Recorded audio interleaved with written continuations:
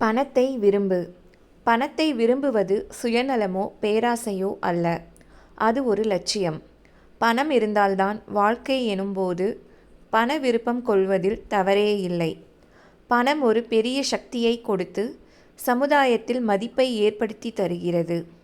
எப்போதும் கடன், வறுமை மற்றும் கஷ்டங்களை பற்றியே பேசிக்கொண்டிருப்பது நம்மை முன்னேற விடாமல் தடுக்கும்.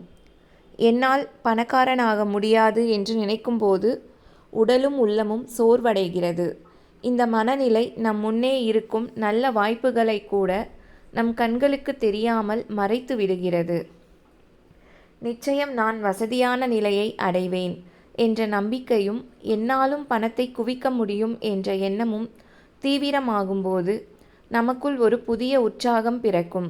அந்த உற்சாக மனநிலை பணத்தை சம்பாதிப்பதற்கான அறிவையும் புதிய வழிகளையும் நமக்கு காட்டும்.